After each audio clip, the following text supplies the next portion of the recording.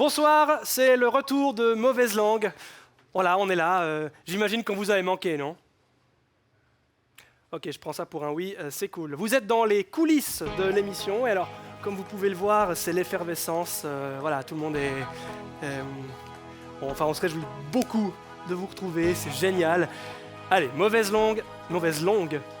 Ouais, la saison va l'être, je pense. Saison 2, c'est parti, générique.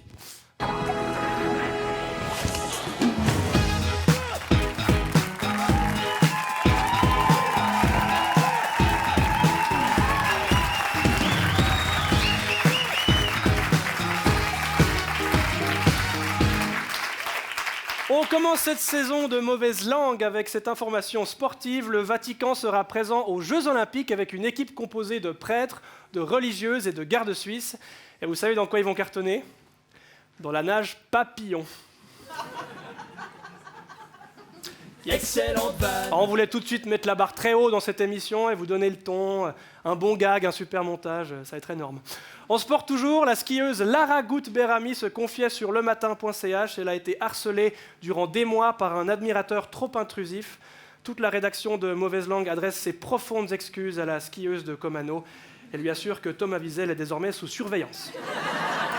Nouveau record battu par le musée de l'ancien camp d'extermination d'Auschwitz-Birkenau. Plus de 2 millions de visiteurs en 2018. C'est fou ce succès, et depuis longtemps, moi j'ai vu des photos du début des années 40, c'était blindé de monde. En raison de ce gros dérapage, la diffusion de la saison 2 de Mauvaise Langue prend fin dès maintenant. Bisous.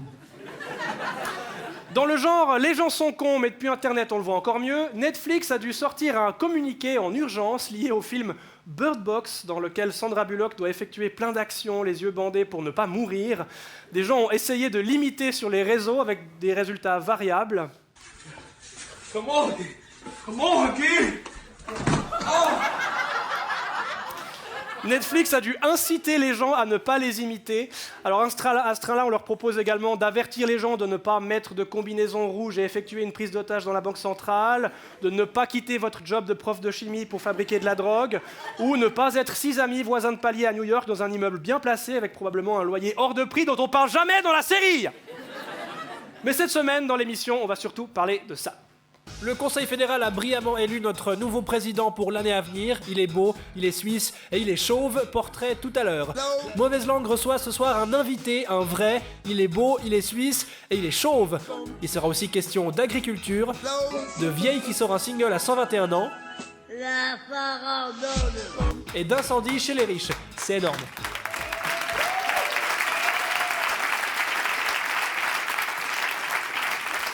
Il a aidé la chaîne du bonheur à récolter plus d'1,5 million de francs cette année, enfin l'année passée même, pour Cœur à Cœur. Nous recevons ce soir le premier véritable invité de Mauvaise Langue, monsieur Jean-Marc Richard.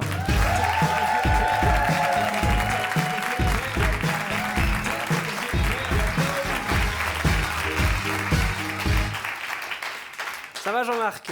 Je suis impressionné d'être le premier et surtout très, Ouais, très le premier fier. vrai. Ouais. Voilà, le premier vrai. Enfin, on croit que c'est vrai pour l'instant. Oui, pour l'instant, je suis vrai. Oui. Non, il y a quelques opérations quand même, non? Il n'y en a pas eu encore.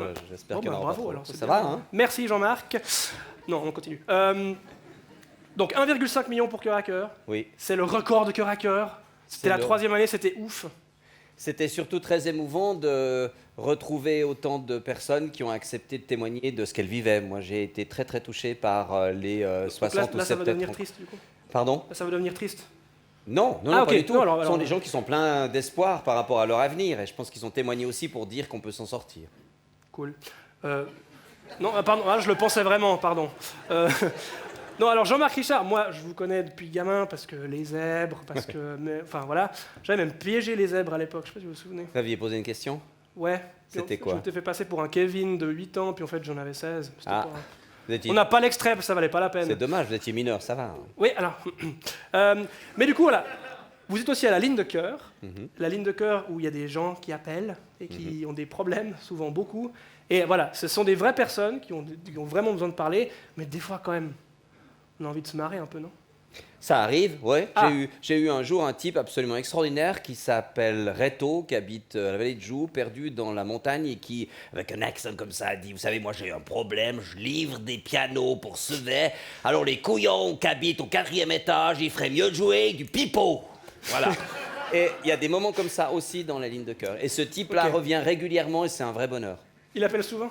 Il appelle tous les 3 ou 4 mois, mais il raconte un petit peu sa vie comme ça. On l'embrasse. Nous, on a ouvert une hotline quand on a su qu'on vous invitait pour que les gens puissent s'exprimer et vous parler. Et on a, sauf erreur, déjà un premier téléphone. Bonjour, monsieur Jean-Richard Marc. J'ai présentement 14 maladies graves. C'est pas facile, vous comprenez? Oui, je comprends bien. Et 14 maladies graves. Moi, j'ai eu une fois dans l'émission, pour faire une comparaison, un monsieur qui a téléphoné en disant qu'il était polyschizophrène et qu'il avait 14 personnalités. Et quand je lui ai demandé laquelle il allait emprunter pour ce téléphone, et c'est très sérieux, il m'a dit, là, je suis un Africain, et puis tout à l'heure, je serai une femme bipolaire, et puis dans un petit moment, je serai un fou comme vous. Voilà. Donc, mais c'était pas du tout une plaisanterie. Après, j'ai pu discuter avec lui hors antenne le lendemain comme ça. Il a vraiment considéré qu'il avait une polyschizophrénie. Voilà. Écoutez, Je sais pas si ça existe, les psychiatres pourraient le dire. Mais bon. À propos de police, c'est Oui. pas exactement ça dont on parlait, mais ça ressemblait. On a lu quelque part, je sais plus où, sur RTS Culture, je crois que vous avez repéré Fanny de Poel, c'est vrai? La chanteuse Fanny de Poel. C'est-à-dire, c'est peut-être un peu plus compliqué que ça, parce qu'elle avait déjà beaucoup de talent, et je lui ai proposé de faire une première émission sur la scène, dans une émission. Ok, voilà. c'est pas tout à fait repéré. Non, Parce que repérer Fanny de Poel, c'est assez facile, hein, parce qu'elle est là, Ah oui, je l'ai vue, elle est juste en face de moi, absolument. Voilà. Oui, oui. c'est juste pour ça. Vous voulez qu'on vous raconte comment ça s'est passé? Non, je crois pas, non. Non, c'était... Non, elle était dans... Je me demande si c'est pas une interview pour les zèbres, justement. Et en fait, donc ça me rajeunit d'un coup, parce que c'est une ancienne émission. Et en fait, à un moment donné, elle me dit, moi je joue de la guitare, je chante, etc. Et j'avais une émission le samedi, je crois, et j'ai dit à Fanny, viens. Et elle, du coup, en 2-3 jours, elle est venue, et c'est tout de suite, moi je considère que c'est une des meilleures artistes de ce Non, pays. mais je crois que vous avez bien fait, en plus, vous avez bien fait. Ouais. Du coup, je pourrais pas dire que moi je l'ai repéré, mais voilà. Non. Une chanson, Fanny de Poel. Non. Merci beaucoup, Jean-Marc. Vous êtes un peu le parrain de l'émission, du coup, maintenant, parce que vous étiez le C'est avec premier, plaisir, et puis je suis très content de voir que les mauvaises langues sont toujours de rigueur. Merci beaucoup, Jean-Marc Richard, mesdames et messieurs.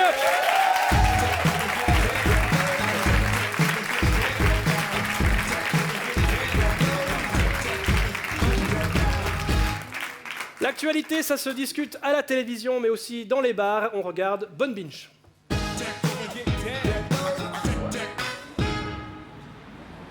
Il y a le zoo de Prague qui veut inséminer une lionne d'Asie pour sauver son espèce.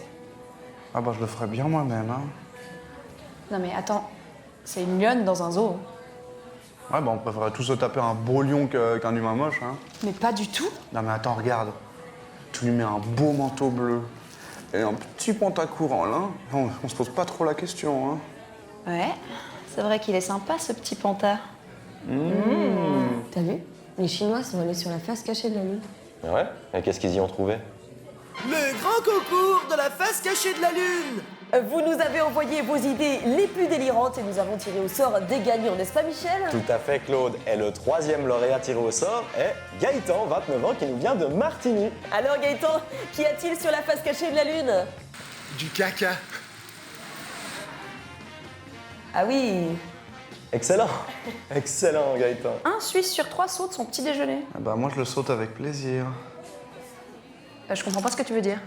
Non mais un petit toast comme ça. Tu veux pas me dire que son regard c'est pas une invitation? Ouais, c'est vrai quand même, il est chou. Et voici le 2e lauréat tiré au sort. Il s'agit de Jean-Luc, 71 ans, de Saviez. Et alors Jean-Luc, qu'y a-t-il sur la face cachée de la Lune? J'espère tous les Arabes. Yes. Merci, Jean-Luc. Bonne vanne. T'as vu, le Conseil fédéral veut des autoroutes à 6 voies, quoi. C'est... Quoi? 6 voix? Mais moi j'en ai qu'une. C'est tellement pas juste. Non, mais pas du tout Et ça. par exemple, s'il y a une initiative pour que Madame la route puisse me voler mes chaussures, je vais perdre 6 fois mes chaussures. Mais pas du tout. Mais tout est clair. Route Metzler et route Dreyfus et Otto Stier. Ils sont conseillers fédéraux parce qu'ils avaient plus de voix. Et place au grand gagnant de notre grand jeu concours, Michel. Oui, tout à fait. Et le numéro 1 du tirage au sort, c'est le petit Nolan, 4 ans. Alors Nolan, qu'est-ce qu'il y a sur la face cachée de la Lune? J'espère qu'il y a mon papa qui est parti il y a très longtemps. On l'espère aussi. Voilà, c'est tout. Yes.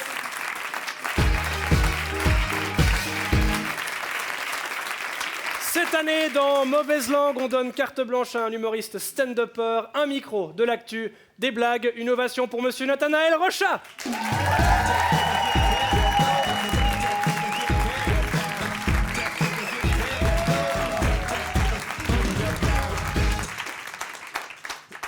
Bonsoir, merci de cet accueil chaleureux.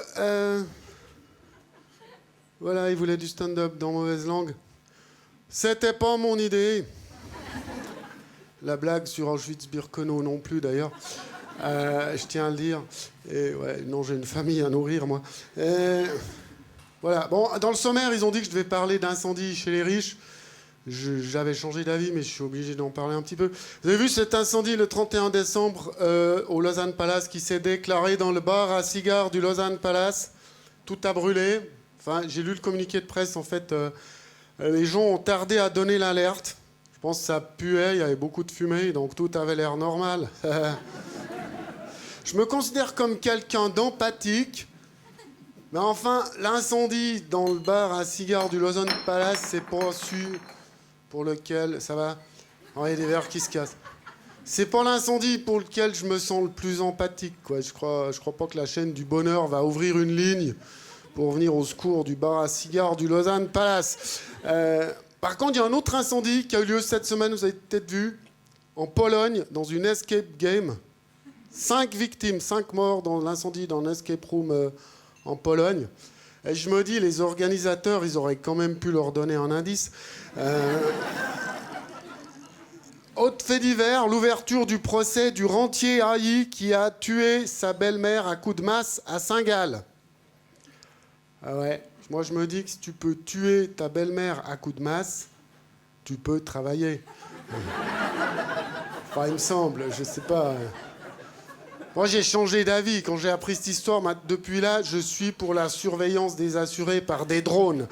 Enfin, on aurait peut-être évité un drame. Enfin bref. Je crois que le gars, il a acheté sa masse, il a tué sa belle-mère, puis après il a fait youpi ya ya youpi youpi ya. Mon fait divers préféré de la fin de l'année, c'est ce type qui a essayé de détourner un bus des TL. Je pense que vous avez vu. Il est entré dans le bus, il a crié, il a menacé le chauffeur. Il voulait détourner un bus des TL lausannois. Déjà, ça m'énerve parce que c'est interdit de parler au chauffeur. T'as pas le droit. Ouais, je trouve. En plus, j'ai l'impression qu'on assiste à un délitement du terrorisme maintenant, quoi. À l'époque, c'était des avions de ligne à New York. On en est au trolleybus à Lausanne. L'étape d'après, c'est quoi? Une brouette à Gimel. Brouette piégée à Gimel, je sais pas. Quoi, il voulait détourner un bus. Et alors, le communiqué de presse de la police, c'était l'homme souffre de troubles mentaux. Sans blague. Détourner un bus TL. Je sais pas comment tu fais. Chauffeur, prenez cette avenue. Je peux pas, il n'y a pas les câbles électriques. Voilà, c'est tout pour moi, tout pour le stand-up ce soir. Ça a été formidable, merci.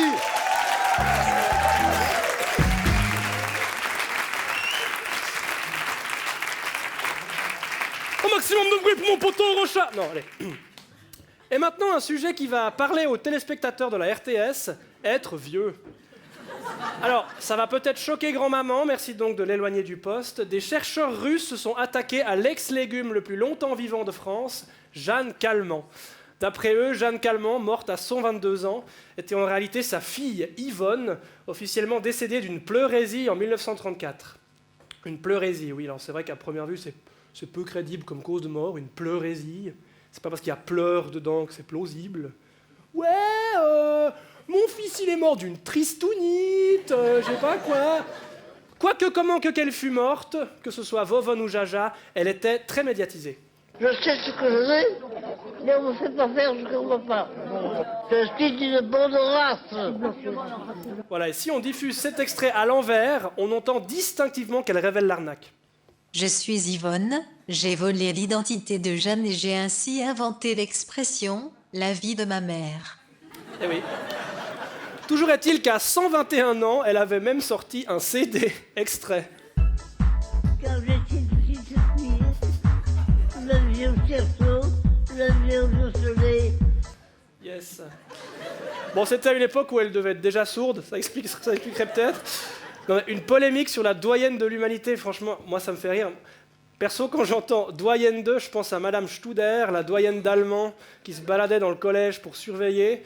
J'imagine toujours la doyenne de l'humanité errer dans les couloirs du monde et dire « Oh, s'il vous plaît, la France, là, un petit peu moins de... » Enfin bref, nous on a voulu en savoir plus, et c'est dans la famille de l'ancienne doyenne de l'humanité que notre détective est allé mener l'enquête sur cette affaire Calment. Reportage. Jeanne Calment, doyenne de l'humanité, est décédée en 1997 à l'âge incroyable de 122 ans. Trop beau pour être vrai, c'est la théorie d'un scientifique russe du nom de Nicolas Isaac. Selon lui, Jeanne Calment est décédée dans les années 30 et son identité a été usurpée par sa fille Yvonne. Alors, super vieillard ou super bobard, notre enquêteur Patrick Rochat a cherché à démêler le vieux du faux. Arles, Bouches-du-Rhône, France. Nous sommes au domicile du petit-fils de Jeanne Calment, François Calment, gérant d'une maison d'édition. Il a accepté de répondre à nos questions. François Calment, bonjour. Vous êtes le petit-fils de Jeanne Calment. Votre mère aurait pris l'identité de votre grand-mère. Comment vivez-vous cette polémique? C'est pas vrai! Et comment expliquez-vous les recherches de Nicolas Isaac, si elles n'ont aucun fondement? C'est un méchant, appelez la police, arrêtez-le, je sais pas. De vraie volonté de poursuivre des actions en justice. Vous nous avez confié que vous possédez l'acte de naissance de votre grand-mère qui atteste qu'elle est bien née en 1875. Justement, je l'ai sorti pour vous.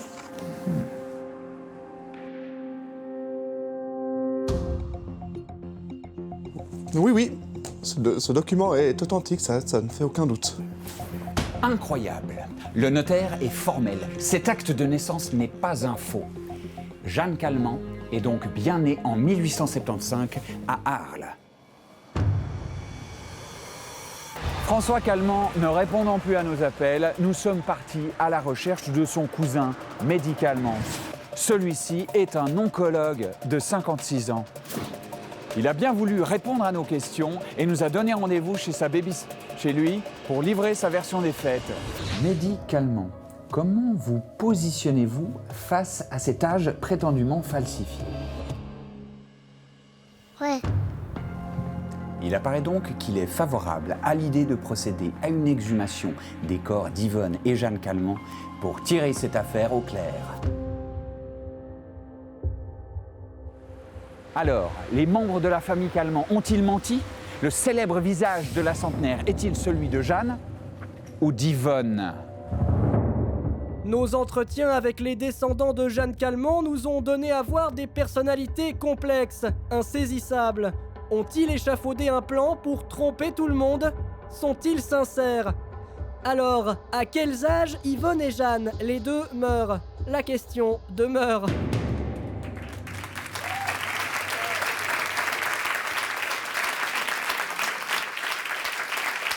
Suisse Expo, le salon de l'agriculture de Lausanne a démarré mercredi. Pour en parler, nous recevons un personnage fictif joué par un comédien, mais on va faire comme si on ne le savait pas, ce qui n'a jamais été fait à la télévision, jamais en Suisse romande et encore moins ici au Club Chaudron 18. Merci d'accueillir Jacques Matet, éleveur à Combremont-le-Petit.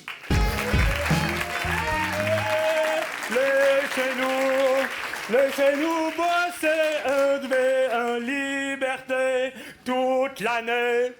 Ok, bonsoir. Alors ça c'est le cri de guerre des éleveurs que vous nous faites. Ah non, c'est juste que j'aime bien Dalida. Ok. Ouais, c'est ma chanson de karaoké si vous voulez. De karaoké. Cool. Ouais. Alors vous serez à Suisse Expo cette année, qu'est-ce que c'est? Alors si tu veux, c'est une délai dans laquelle il y a de la musique qui passe, mais sauf que les chanteuses elles sont pas là, puis il y a du texte qui passe. Non, il là, faut ouais, pas le karaoké, Suisse Expo. Qu'est-ce que c'est? Suisse Expo. Alors c'est un concours bovin qui se passe dans les halles de Beaulieu à Lausanne. C'est un peu Miss Suisse pour les vaches si tu veux. Alors, votre vache, justement, qui s'appelle Madame Shakiri, c'est ça, va y concourir. Alors non, elle devait y concourir, puis à la dernière minute, elle a décidé de pas venir. Pourquoi?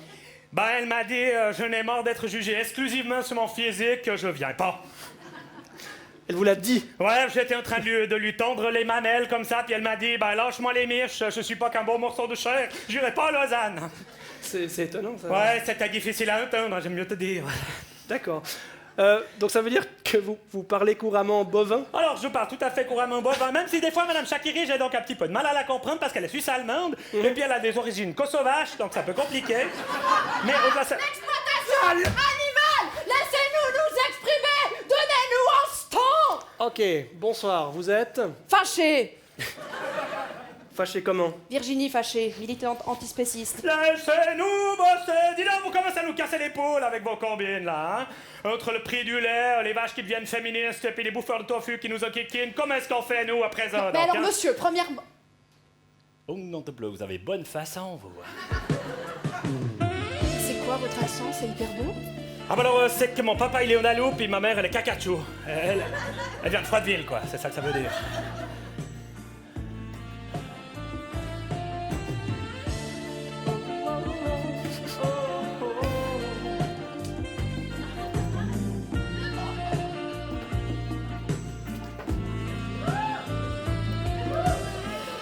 Viens me bouffer. Oh bah dis donc, c'est la première fois que j'ai mangé vegan, moi, hein.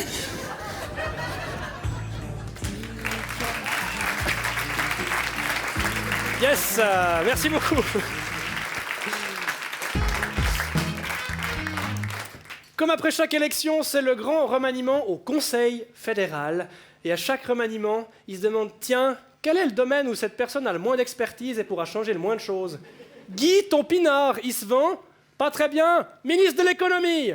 Oui, Parmelin, chef de l'économie suisse, c'est vrai, et ça a d'ailleurs fait réagir le New York Times, qui a fait un article sur le fait qu'il parle pas anglais. Alors heureusement qu'ils n'ont pas appris le français pour le comprendre lui, parce qu'ils auraient été déçus. Il a quand même décidé de prendre des mesures pour combler ces lacunes, regardez. Qu'est-ce que vous dites à ceux qui disent que l'anglais sera un problème au département de l'économie pour vous? Je leur dis qu'il faut qu'ils attendent de voir ce qui va se passer. Vous allez prendre des cours? On verra. On verra. Mais qui est donc président de la Suisse depuis le 1er janvier? Attention. Oh oui, qu'est-ce que j'entends? C'est sa musique. À lui. Chères concitoyennes, chers concitoyens, j'aimerais vous présenter tous mes vœux de bonheur et de bonne santé pour la nouvelle année. Oui, ce monsieur qui fait semblant qu'on le surprend en train de travailler, alors que c'est sans doute la 32e prise dans la 78e langue nationale, c'est Ueli Maurer, le seul, l'unique. En termes de cheveux, c'est pareil que Berset l'an passé, mais qu'est-ce qu'on gagne en charisme cette année? En tout cas, pour commencer l'année le 1er janvier, avec la gueule de bois, un fond de pain surprise sec où il reste que des bouts au fromage, puis le sol du salon qui colle encore le Jäger Sinalco de la veille, il n'y a pas mieux qu'un discours d'Ueli. C'est pas du papier. Je vous prie d'accepter mon français fédéral. Quand il a dit « j'ai pas du papier », c'est faux, il a plein de papiers. Il commence 2019 par une fake news. C'est scandaleux. Appelez tout de suite BFM TV pour faire 11 reportages en triplex avec 50 journalistes sous des parapluies sombres. Suite du speech. Notre monde se bouge. Et nous sommes... Voilà, notre monde se bouge, mais moi j'ai fait 8 secondes de pause juste après avoir dit ça. Non, il est pas pressé, Willy Wonka. Sur 4 minutes d'allocution, je vous jure c'est vrai, sur 4 minutes d'allocution, il y a 1 minute de blanc. Best of.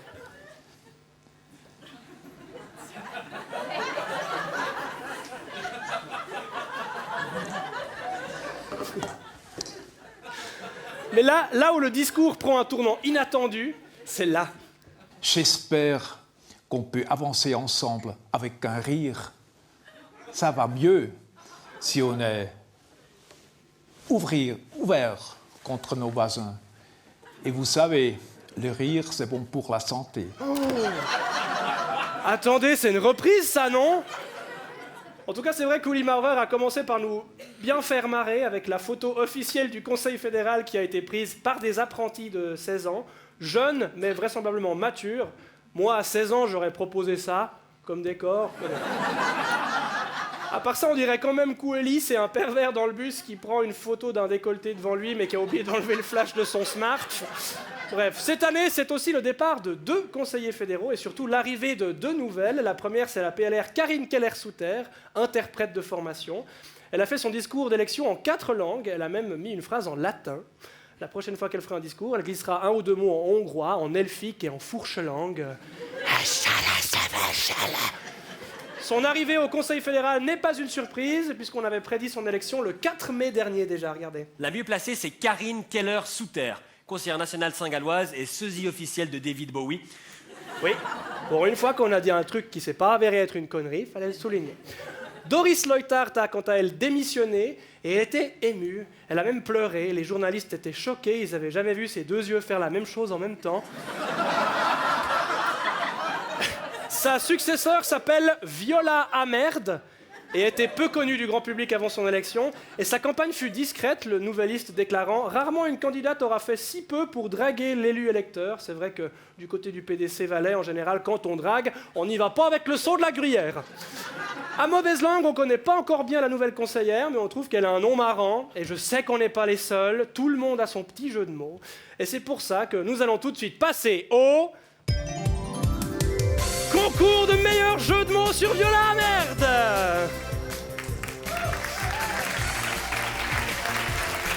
Bonsoir à toutes et tous. Nous avons la chance de recevoir 3 candidats ce soir. Jacques, qui nous vient de Combremont-le-Petit, bonsoir. Bonsoir. Virginie, qui nous vient d'un écoquartier communautaire itinérant Salle à Fribourg. Oui, tout à fait.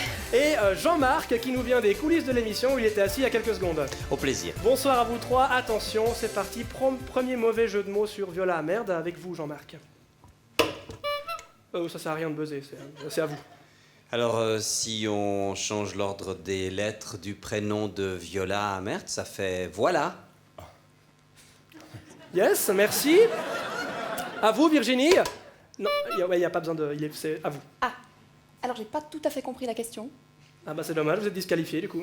Ah merde. Oh, bravo. Bien joué. Excellent. Et enfin, on termine avec vous, Jacques. Il n'y a pas... Ça sert à rien, on buzz pas. D'accord. Oui. Alors, si madame la conseillère fédérale, elle épouse quelqu'un qui s'appelle Credi Prochain, elle s'appellera Amerd Credi Prochain. Merci, je crois qu'on pourra pas faire pire. C'est une égalité parfaite. Mauvaise langue revient vendredi prochain. Inscrivez-vous sur mauvaiselangue.ch pour venir à l'enregistrement. Bonne soirée, au revoir.